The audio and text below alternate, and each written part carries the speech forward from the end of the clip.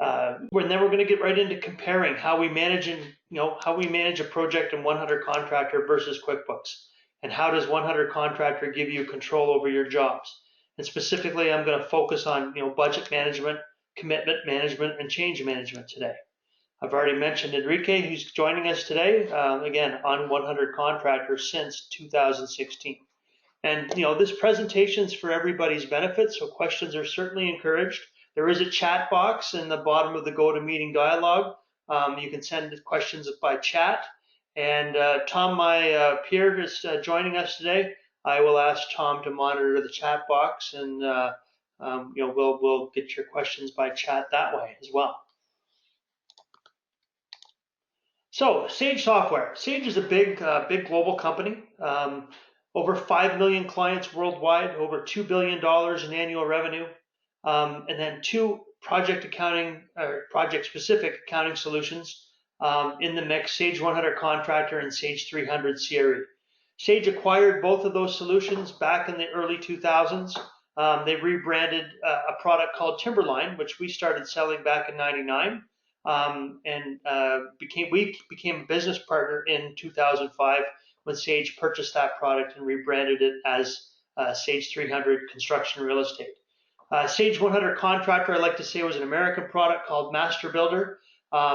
Sage rebranded it as 100 Contractor and then developed a Canadian version along with our assistance back in the spring of 2013 is when we started selling 100 Contractor, and we're over 300 customers on that platform today. So it continues to do quite well for us. Certainly our, most of our new customers are going onto that platform, given size and budget in this competitive world.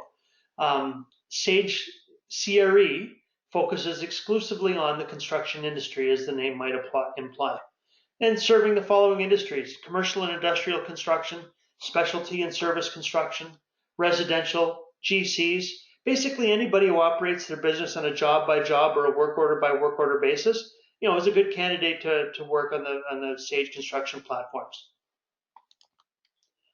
As I mentioned, Constructive Solutions was founded back in 1999.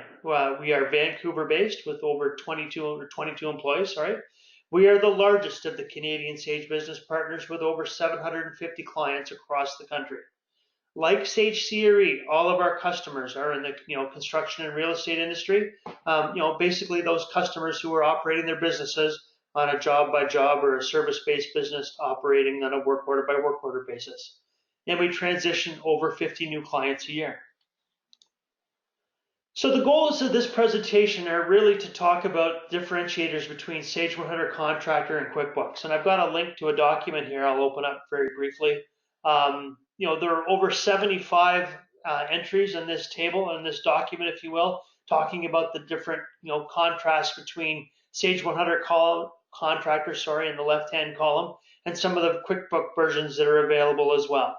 We're going to focus really on the first page of this document today and talk about budgets, talk about subcontract and change order management and purchase order management, and then general project management. But if I scroll down the list, we can see there's production-based items like scheduling and service management, specific accounting functionalities that Sage 100 Contractor has built in, whereas QuickBooks does not. And then when we move toward the bottom, we're still talking accounting here. Optional estimating module built right into Sage 100 Contractor, and some of the unique reporting functionalities. Sage 100 Contractor ships with over 1,000 versions of its reports out of the box, for example. And many of those reports are built specifically for construction. So that's sort of where we're looking to cover today. I'm going to get back to my PowerPoint here. Like I said, I'm going to focus on budget commitment management, which is your purchase orders and subcontracts, i.e., dollars you've committed to spend on a project because you've established that a sub will be coming out to help with the work, or you're going to purchase, a certain material list for that project. So defining that in a purchase order or having that subcontractor flowing through a subcontract management facility is key. And then change order management. So, 3 areas of the software with a very high potential for, helping you manage your business and your projects. So from a project management perspective, in QuickBooks, we're typically managing projects, and then supplementing what's available in the program with a series of Excel spreadsheets. So your labor costs, those committed costs I mentioned, change orders, you're entering that data multiple times into a series of spreadsheets that are tracking your project, tracking your change order, tracking how much you're paying a subcontractor. Maybe he's drawing down in his work through the process. So, all that data gets entered multiple times. And really, what are the real costs to your company from this, having to manage that Excel manual-based process? So some of the challenges we face when we're managing these, projects manually with multiple entry of data, you're compromising productivity and efficiency. The risk that data entry errors, can impact the bottom line or impact overpaying a subcontractor, which again would impact the bottom line. Accuracy can be reduced, especially if duplication of that project data falls behind when you're really busy. And then resourcing. A manual system requires many more people to manage throughout, your organization, especially as you start to grow. Before I introduce Enrique, let's unmute and see if we have any questions.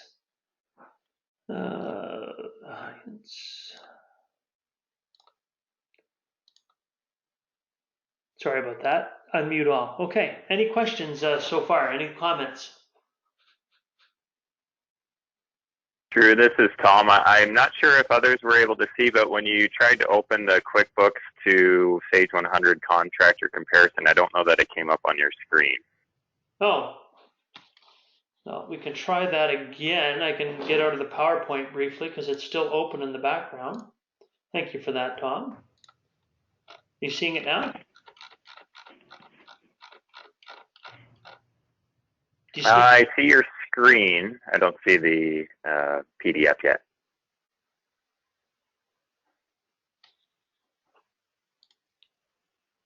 Oh yes, my audience view says it's not there.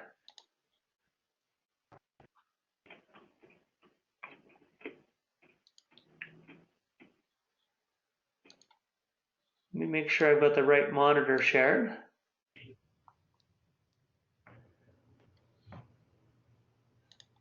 I believe you're seeing it now. Yep, there it is. All right, somehow my second monitor ended up as being the one I was presenting from. That's weird. Okay, thanks, Tom.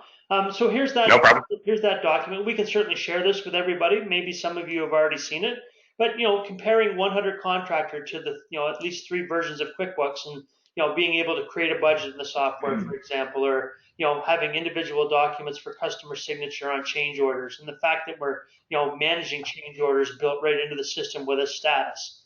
So those are the sort of things I'm going to focus on today. But you can see as I scroll slowly down through the document, there's quite a myriad of things here. I counted them up this morning. We have over 75 individual items that are presented in this document as functionality built into 100 contractor and not so much into QuickBooks. So Enrique Vanoya, IT and project coordinator at Chilliwack Roofing, a client since August of 2016. Before they moved to Sage 100 Contractor, they were using QuickBooks and a series of Excel spreadsheets, as I've alluded to here today.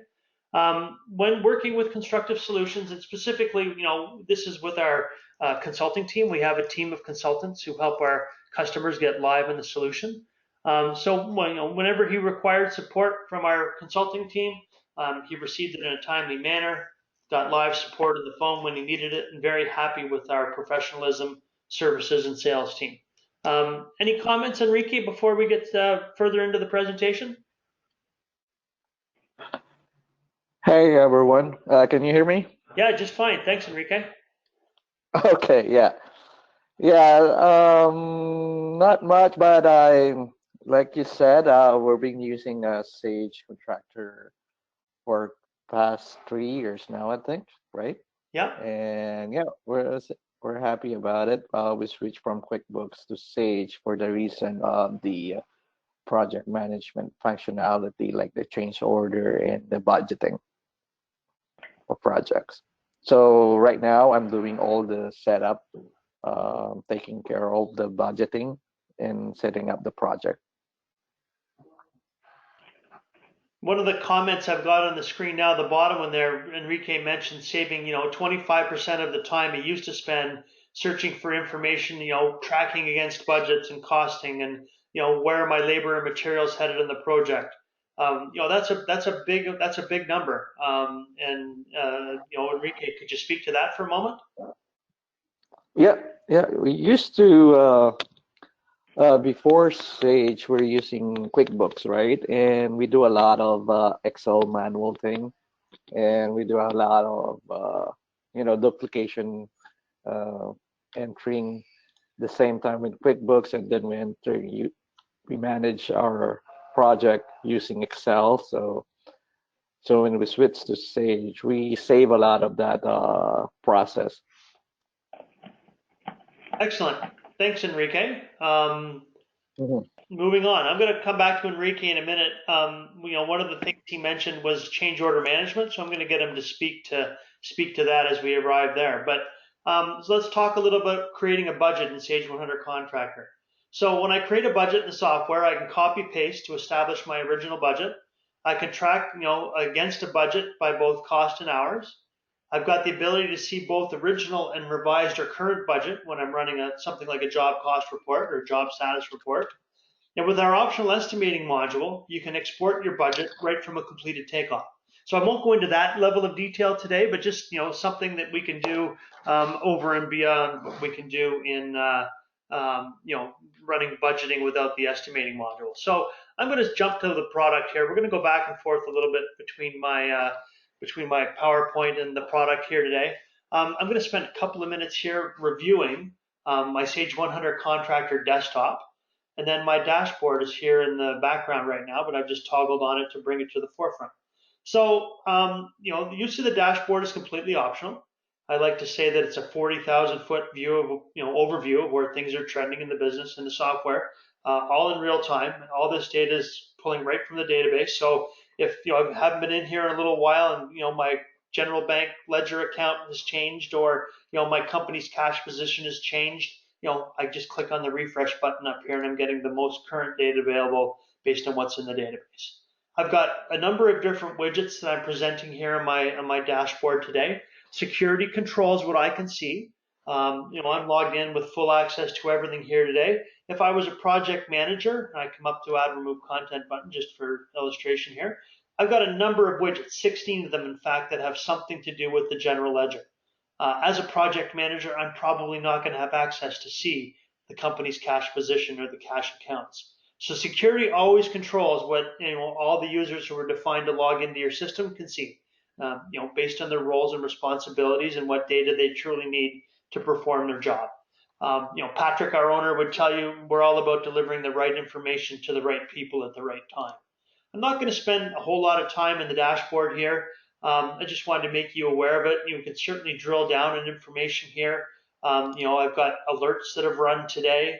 Things like, my checking account and payroll account balances are below a certain threshold. I have vendor certificates that have expired recently. I've got some unapproved change orders that I want to manage in the system. So, this is just one place of many where I can go and get information about all this information. My alerts manager button here, if I've got employee licenses that I need to manage, be that a first aid certificate or a fall from heights certificate, if that's about to expire, the system can warn me that that's going to happen, mitigate the risk of that employee not being able to do his job because his training is a little bit out of date. My 100 contractor desktop is here now in the foreground, and I've got a system menu that I can toggle on and off, as you can see.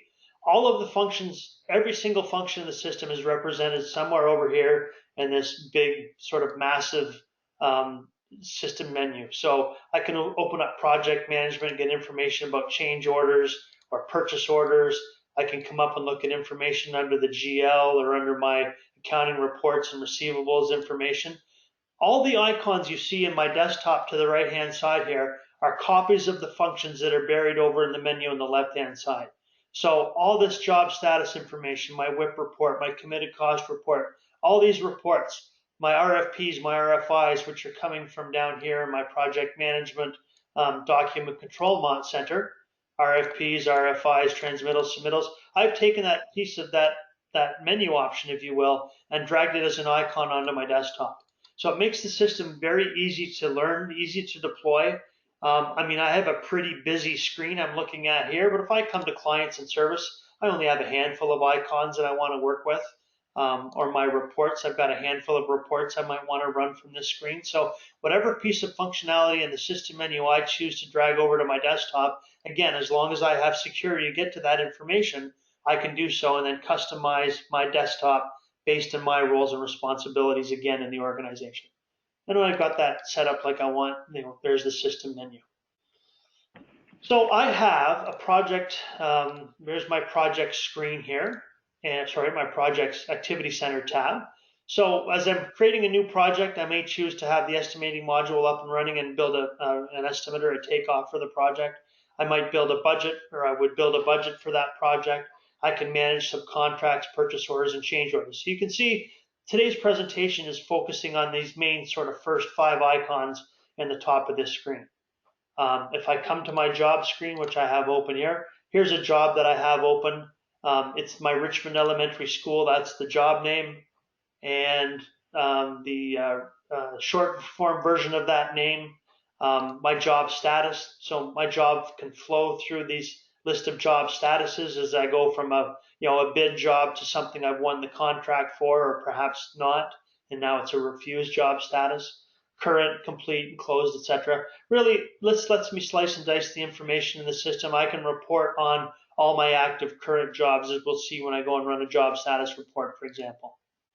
My job type field, I've got a number of different job types set up. This is a user definable field, so our consultants will help you determine for your business what makes the most sense to set up. Should we have commercial work on both T&M and contract basis, or residential work on a similar format. My client is here. My holdback rate for the project, contract amount. This is a contract job, so we've established a contract, a quote, if you will, or an estimate at the start of the job. We're going to ultimately be billing the client for this much money, unless there are change orders, and as we see, there are in this project.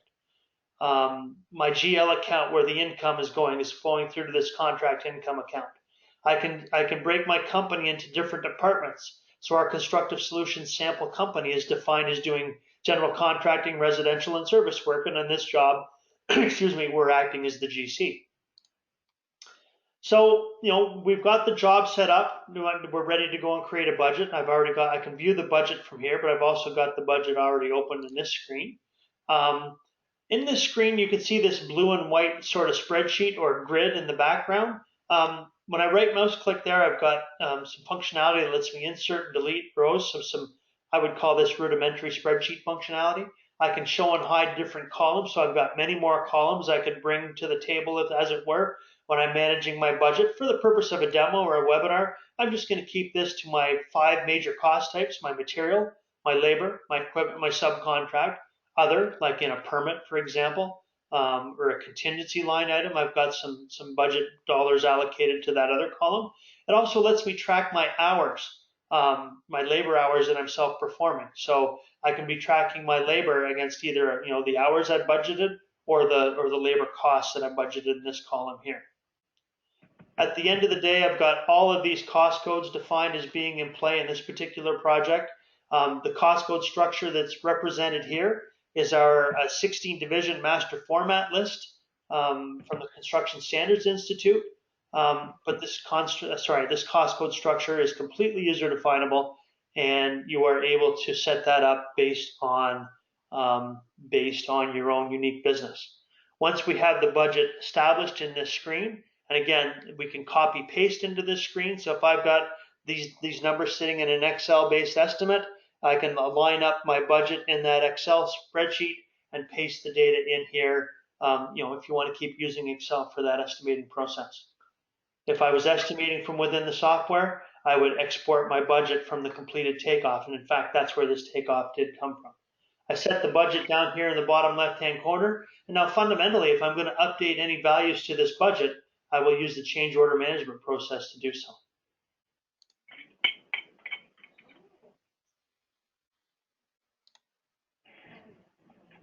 I guess the one last thing I'd like to take a quick look at here is I'm running this project I've been allocating costs to it, both from a labor and a material and a subcontract perspective. I'm going to run this job status report, and let's take a look at it for that same job we were just looking at. And sorry, I'm going to run it for the landscape version. My printer window, I can export this report out to Word or Excel if I chose as a PDF. I could send it out directly from here by email. I'm just going to print on my, my print preview button and bring the report to my screen here so we can all see it. So this is my job status report. What I'm doing is I'm going out to the budget that we just saw. Every cell we saw in the budget that had a cost under the labor or subcontract or other or material line item, equipment too later on in the list. I've got an original budget and a current budget where a potential change order might have come in and updated that budget. I know for a fact if I scroll down, you can see every cost code represented in the budget is here. There's my HVAC subcontract, which had an original budget at $318,750, and we're now at $343,250. Notice when I mouse over that number, my little magnifying glass turns on, and I can drill down and see, okay, well, there's where we're at, how we got to $343,250 was a single change order for $24,500. And if I wanted, I could drill down on that. We're going to get to change orders in a little bit. I'm not going to bother with that now. Any of these line items in here, I can drill down to get more information on. If I'm looking at a labor line item here for $1,640 on cost code 3340, I can see we've got labor from about, 3 different people, but 10 or 12 line items totaling $1,640. If I wanted to drill down in any one of those items, it would take me to my job cost screen where it's showing me that, because we entered payroll for Christopher Allen for 8 hours, at his wage rate of just under $20 an hour, and then a burdened amount of $105.88. Notice the cost code's been entered here, so we're allocating labor to a project at a cost code for a particular employee in this case from payroll, and that's where we ended up with the $105.88 that we're seeing over here in that line item I drilled down. So that ability to drill down is just something that you cannot do in QuickBooks, and you can always, get to the level of, the appropriate level of detail depending on what it is you're looking for. If I was to drill down on a material line item in here, I can drill down on that $71,000, and it'll show me that we had, a couple of POs from Slag Lumber totaling $61,000 and $10,000. That's how we get $71,000 in costs here. I can drill down and get to a job cost record as well. We'll cover that in a little more detail when I get into my commitment management and look at purchase orders and subcontracts. So I'm going to jump back into PowerPoint here and get to my next slide. Our next topic is commitment management. Any questions before we continue on? I know I've seen a couple of questions run through the chat box. We'll get to those a little bit later. Yeah, I got a couple of those we'll cover at the end. Good topics for the end of the discussion. Okay, so our commitment management, again, purchase orders and subcontracts are those components of the software where we're establishing a budget for a project up front. We are, materials are, being added to a purchase order. We have a subcontractor maybe coming out to help with the project. So, the components of work that he'll be performing are built into subcontracts. And again, integral components of the software. We have specific reports to monitor those committed costs. I'll show you one of those in a moment. AP invoicing extracts the data right from a PO or a subcontract and lets me streamline my AP processing, and I'll show you an example of that. And then we have customized controls to prevent overpaying of purchase orders and subcontracts. So I'm going to jump back to the software, and for my job that we had open, excuse me, sorry, I'm going to close that inadvertently. I'm going to jump back into that job, and we're going to sort of monitor these tabs at the bottom of the screen. So on this project, I've defined a number of purchase orders, a number of subcontracts. There's the change orders. So these are the last 3 topics really we have to cover here. I'm going to open up this purchase orders window, and you can see that we have 14 different purchase orders that are defined for the project thus far. If I was to drill down in this Wood Truss and Lumber Inc. record, number 113, here's what the purchase order looked like. So in this case, it's a pretty simple PO. We ordered 392 trusses at $104 each. The system calculates that total at $40,768. The cost code that we're applying that, those trusses to happens to be 6190, and it's a cost type of material. So when it comes to job costing, we're going to send any cost against this purchase order to cost code 6190, cost type number 1 for material. If I wanted to issue what is the actual PO for this record, I can print, and let's just take a look at what that might look like on my screen. This is the purchase order that I can deliver right to the vendor. I can email it out of the system. Mr. Or Hay Wood Truss and Lumber Inc. We're requesting 392 prefab trusses as per the plan we're providing. $40,768. So we send that over to the vendor. Now they know exactly what we've ordered. We can even code some dates on here so we can give them an idea when we're expecting that material. If I look at the invoices tab, I don't happen to have any invoices against this material so far. I haven't received any of these trusses yet from the company. So let's go and take a look at, we're going to issue a quick AP invoice against, I'm in vendors and purchasing. I have my purchase order defined. It was number 113. So when I come to the payable invoices tab, I'm going to open up an AP invoice, and I'm going to code up here that it's purchase order number 113. So it's warning me the purchase order was under review. That's just the status on the PO. But notice it's going out, and it knows the vendor was the Wood Truss and Lumber Inc. company. It knows that our job was the Richmond Elementary School job. And it's grabbing the data right from the purchase order, and the job costing will flow through to that cost code 6190 and cost type of material by virtue of inheriting that data from the purchase order. So I can go ahead and issue this this AP invoice to the vendor, and and then pay the vendor based on him sending me an invoice, in this case for $40,768. If he partially fulfilled the purchase order, I can do that too. So he only sent me I only asked for 200 trusses. I don't want the others disappearing from the job site before we have a chance to install them. So we've asked for roughly half, and we can now invoice for 20,800 and then do the remaining of the invoice later on. If he was to, if we put this back at 392, and the vendor comes in and changes the price, so he ships them to us at $106 each. Up here under my options, I've got set over purchase over warning. And in this case, I have a warning with no tolerance, which means if this purchase order exceeds the $40,768 by even a penny, I'm going to get a warning when I go and try to save this. I can set up a tolerance here. Let's say I wanted a tolerance amount to be, $250. I can do that. I can do a percentage here and say, don't exceed the purchase order by 0.5% or whatever that number looks like. That'd be 1/5%. And so I can work with different tolerances as I'm moving through, getting invoices from vendors that may exceed the agreed to total. And I have exactly the same functionality with subcontracts.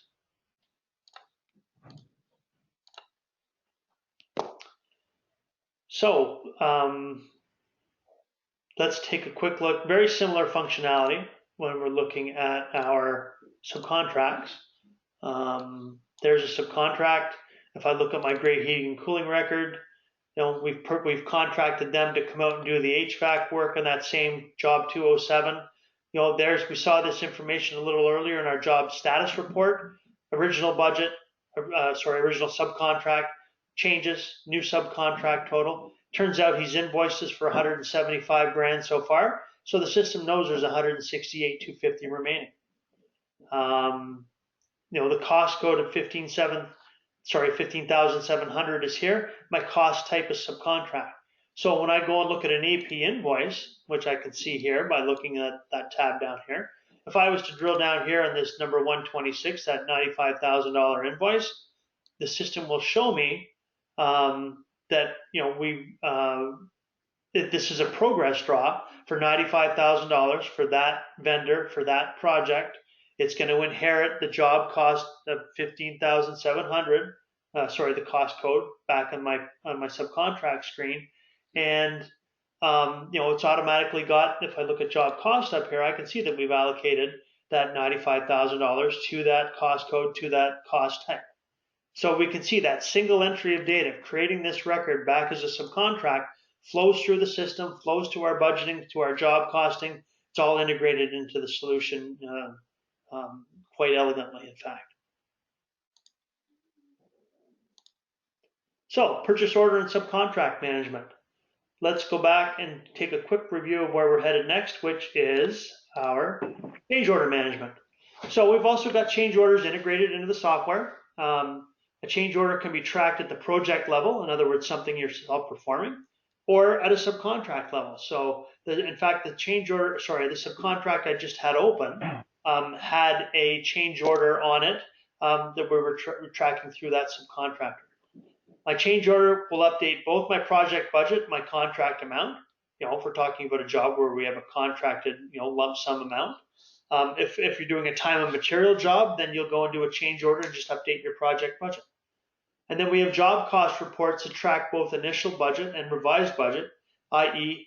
Including change orders. So we saw that already in the job status report back when I showed you that the change order on the Richmond Elementary School job for the HVAC subcontract.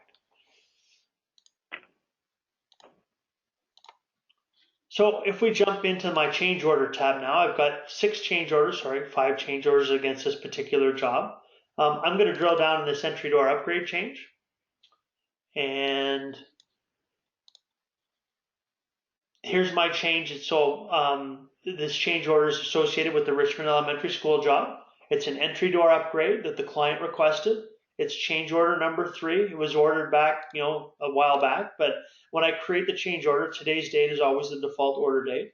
My status of this change is under review. It could be, when you create it, it's open. But ultimately, if I approve the change order, I will take the dollars that I've allocated down here in the bottom to the budget, the $6,750 in this case, and that will become an update to the project budget. So if I was to run the job status report, we'd see that additional $6,750 at cost code 8200. Notice this change order, we're cost coding it as well. And when I approve, I'll send this approved amount, the $7947.50, to the contract in this case. So we're managing that. What I've done here with this particular change, I've just got a single line item for material, a single line item. So I've batched all the labor into one line item. I could have broken this down and had a very detailed listing of what we were performing here, but for the purpose of a demo, we're just going to keep this nice and straight, nice and simple. $4,000 material, $27.50 for labor. We're marking it up 10 and 5 points on the material to $46.20. 10 and 10 points on the labor to $33.27.50. That's where we're calculating this requested amount down here. Some of the other things that I can show you quickly, attachments. I can store attachments in the system. Here's an example of the client wanted to upgrade. This is the door that they wanted to put in. I can capture notes on any record in the system. So I've got a couple of notes here. The first was, the clients wanted to upgrade the front door, and I've asked for a quote, which we then generated, sent them this change order request, followed up a week or so later to find out if they wanted to proceed. If I look at what the change order itself looks like, I can view that with the notes in this case, if I choose to do so. And so we're taking the data from the screen we were just on, running it through our report writer, which is grabbing the template for a change order with the notes in this case. We, the contractor, agree to perform the work. The customer agrees to pay for the following changes. There's the material and labor line items to a total of $7947.50. And then we're tracking original contract amount updated with previous change orders to a new contract total here. If we approve this change, will take us to this, just over $2.8 million amount for the contract. So you can see the change orders are accumulating on the project, and we're never losing track of the fact that they're being added. We can't forget to bill for them, and we're pushing them through an approval process in order to update our budget and our contract. So quick overview on change order management. Any questions?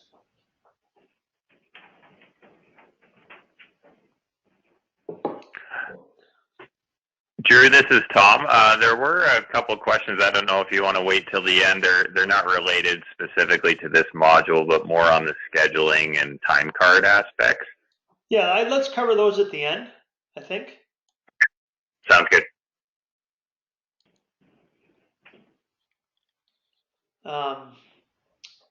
Okay, I mean, we've covered off three, really key components of the system. And Enrique, if you could speak quickly to, how you used to manage change orders, and, did I hit the mark there in the presentation? Oh, sorry. Say that again, Drew. I was just, I just covered change order management, and I was wondering, if that's comparable to how you used to manage change orders with, a manual process of sorts. And did you ever forget to bill for change orders because one forgot to get, updated into your change order log? Yeah, that's true. Because used to be we just track on Excel all change order, and it's really hard. Now we use a lot of change order. Every time there's a request, we just enter it so we can monitor. And then once it's approved, we can just change it to approve and automatically apply. When we're doing billing, it's automatically added to the progress bill. So that's really one of the features that we like about it. That's a great point, Enrique. And I forgot to go into that in the software. If I look at a sample progress bill here, Mm-hmm. we can see we've taken our change orders 1 and 4 that have been approved to date, and we've put them right onto the progress bill in this case. And Yes. that's one of Mm-hmm. the options that's built into the progress billing module, is the ability to bring those change orders, as to their own now schedule of values on your progress billing. Yeah. Also the budget to while doing the change order, we set the budget as well. So once it's approved, it's automatically added to the budget as well. Awesome. Well, thanks for that, Enrique. Much appreciated. So just, Yeah. a quick overview of what we've covered. Budgeting and real-time job costing. The ability to have ad hoc or on-demand reporting to show exactly where a job stands at any point in its life cycle. In an Excel world, you're tracking, costs in a series of spreadsheets, or, a job costing spreadsheet. If I'm a project manager and I want a job cost report, I've got to go and see the person in accounting who can go in and confirm that the data that's in QuickBooks is sitting there in my spreadsheet, and, all the manual calculating that has to go to get me that. In 100 Contractor, I run a job status report with a few mouse clicks, and I've got the data, for my own job in front of me. Really powerful in being able to deliver that information in real time, on demand. From a purchase order and subcontract management perspective, we're creating our AP invoices directly from the POs and subcontracts. Eliminating, the need to enter data there, eliminating the need for, errors when you're transposing data from an invoice to the AP invoice screen. The committed cost report showing you the dollars you've committed to spend on materials and subcontracted work. And then from change order management, it's a key component of the software, which is just simply not managed in QuickBooks. Unbilled changes, occur all the time in your projects. If you don't have a facility to manage those, stop leaving money on the table. Just a quick review. We have a professional service team, a team of dedicated consultants on staff. We assign a consultant to each of our customers to lead them through the implementation and training required to be, live and successful in the Sage 100 Contractor product.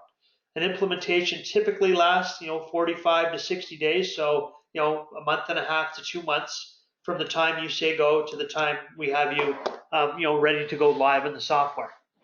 I'm going to switch back over to our questions here. The first question we had was, can we review scheduling? So yes, we can absolutely jump over to scheduling.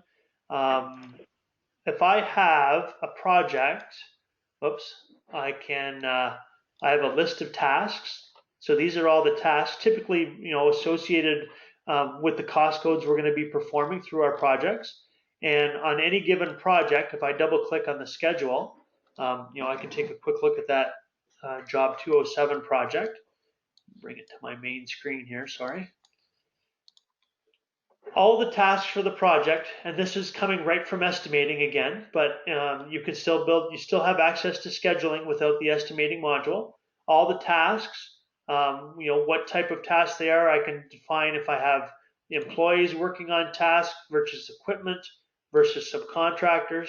On my tile task here, Schmidt Tile is doing that work. So I can schedule everybody involved with this project on the schedule. When I've got my grid schedule built out, I can flip it into a Gantt chart and we can manage, visually what the schedule looks like. If the drywall task is, taking longer than it should, I can drag that task over to here and the critical path follows accordingly, or I can, maybe it's really dry and not very humid, so the drywall is going quicker than we expected, adjust that task and everything follows underneath it.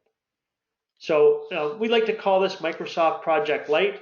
It's high level. The one disadvantage, of course, is I don't have access to every project in a single view, if you will. So I've got to manage each of my jobs individually from a scheduling perspective.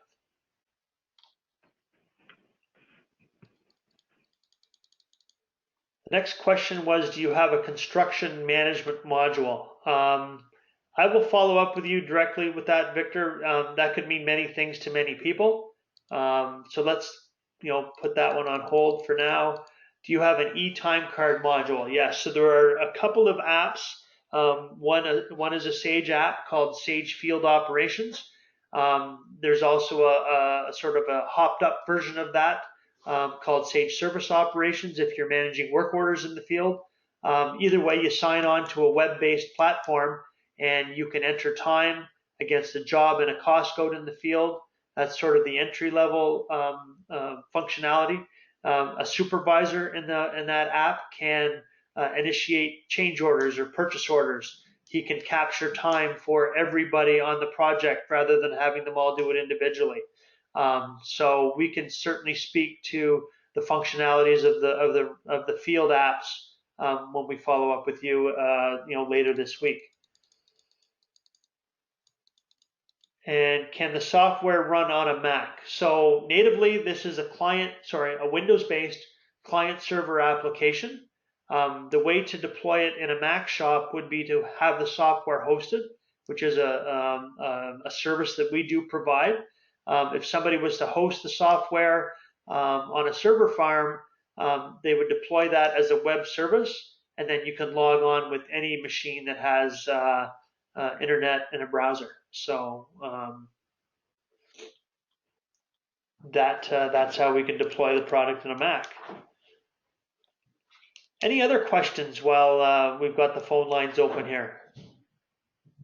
Drew, this is Tom.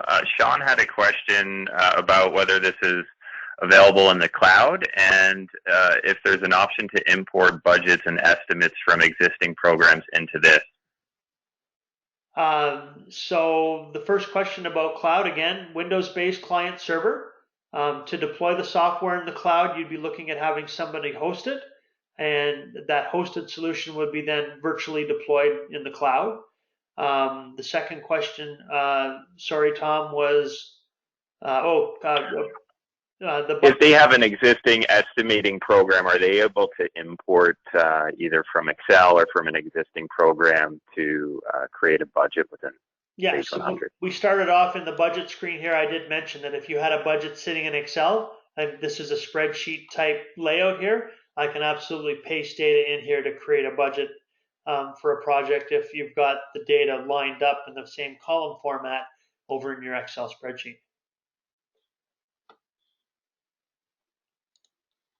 Okay, great. Thanks.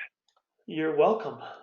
So next steps. I think Tom is going to do most of the follow-up today, or we're going to split it up in some fashion, but one of us will follow up by the end of the week, and we're looking to develop a plan to support you in your investigation. We'll shape out the investment, what's this going to cost. Schedule a more detailed demonstration, tailored to your specific goals and requirements and, functions of the software that are most meaningful for you. will provide references. So like Enrique, clients who are using the software and have agreed to be references for us, get started with an implementation, and go live as early as April 1st with a January decision. Typically in that 6 to 8 week time frame.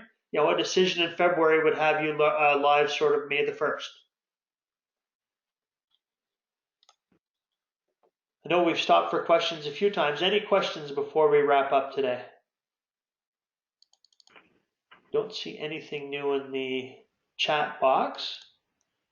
Hi, can you hear me? I can, very well, thank you. Yeah, just one last thing before we wrap it up. That list at the beginning of the webinar that showed what Sage offered compared to QuickBooks, a couple columns. You said that was easy to find somewhere. Is there a link, or is Tom, maybe when he follows up, is he able to provide us with that? Because I'd like to look at that a little bit closer. We can absolutely share that. Absolutely, yeah. Excellent. Thanks again. You're quite welcome. Thanks for attending, everybody. Much appreciated. And especially thank you to Enrique. Your willingness to participate today was very much appreciated. And we certainly appreciate everyone taking the time to join us today, and look forward to speaking to you all in the follow-up in the next few days. Thanks again for joining. Have a wonderful afternoon. Take care.